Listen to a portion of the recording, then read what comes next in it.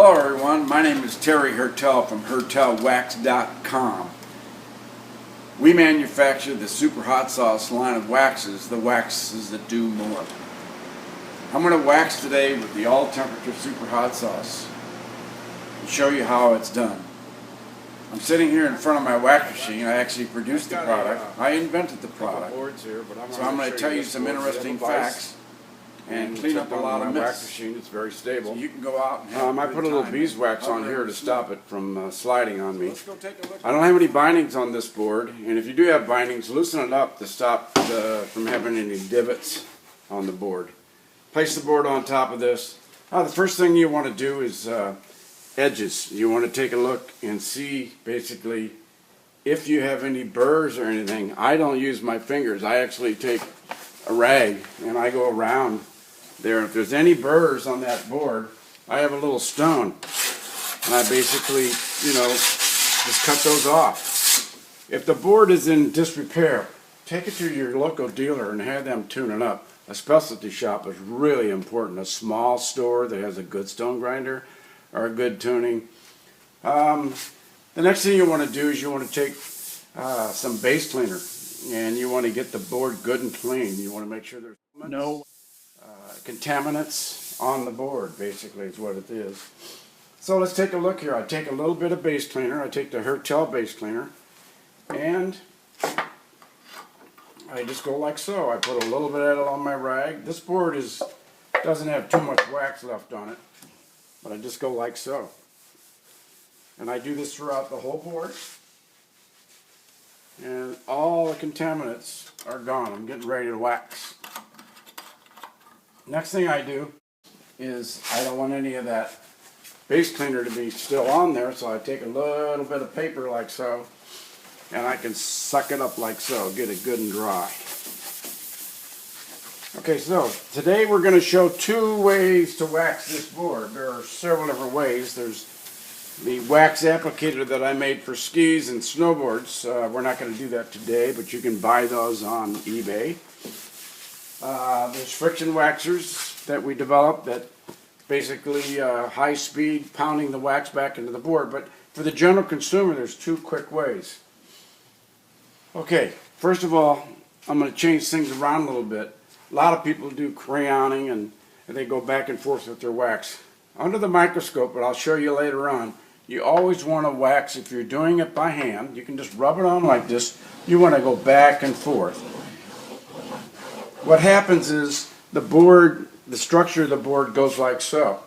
If you look at it under a microscope, and it looks like a cheese grater. So what we want to do is, as we're going like so, it's actually cutting the wax off of this, getting back into the pores. Okay, the next thing we want to do is there are several different types of irons out there. Most of them are household irons with no holes in the bottom of it. We have a special iron that's made for snowboards. Notice the width of it? And if you're doing skis, it goes right through those breaks for the bindings. Well, we take our wax. By the way, thermostatically controlled. The little light up here that tells you when it's on and off. Has a little stand. It's a little pricey, about 150 bucks, but believe me, it's really worth it. Has a Teflon bottom. Okay, I'm not going to wax the whole board. You see how I drip it on? I can go back and forth like so. Just enough to get it on there. Not too much on the tip. Now I take, and I just go like so. So the objective here is wax is a vehicle to get the necessary ingredients back into the pores of the snowboard. Okay, that is developed by Hertel, and the wax basically does more. So by being a vehicle, what does it do? There's a little ingredient, microencapsulated.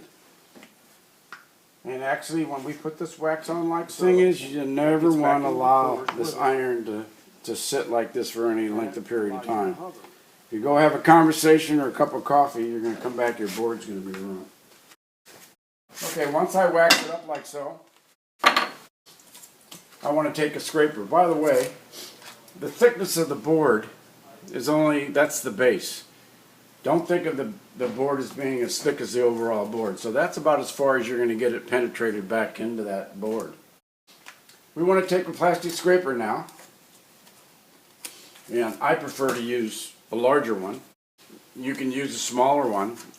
You can just scrape just as good. I prefer also to scrape when it's warm. So I take it and I mash scrape.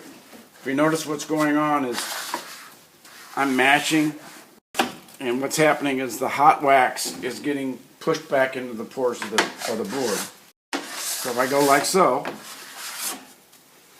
I take the excess, and if I want to save it I can, but a little plastic scraper like so, we sell these. You just scrape it.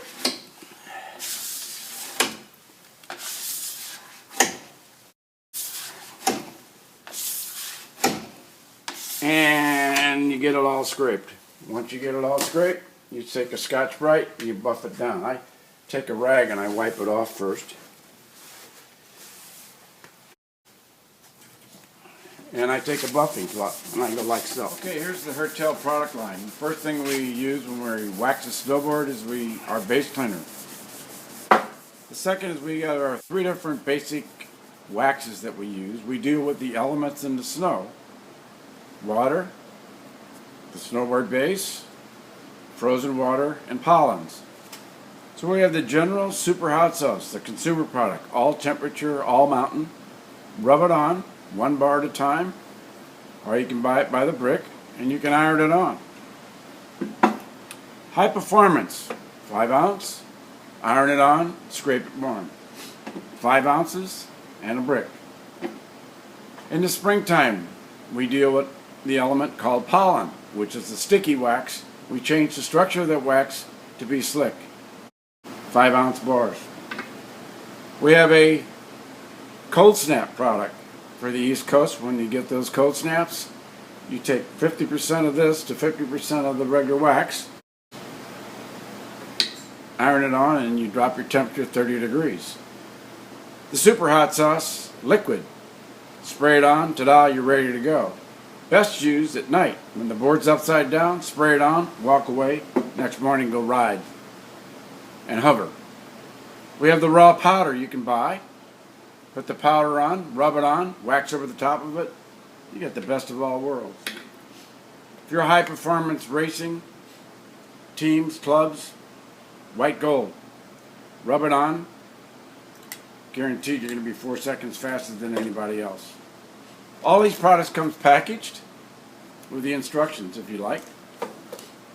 After you wax, you want to scrape. Mash scrape, we have scrapers. And then after that we have the Scotch-Brites to buff the wax in. A lot of waxes say they're going green. Candles, we burn them in our homes. There's a $1.4 billion worth of candles sold a year. They have more toxic ingredients in the candles than we do on our waxes. But if you want to be a little safer, buy a mask. Once again, Hertel waxes only get applied at about 170 degrees, so they shouldn't be smoking.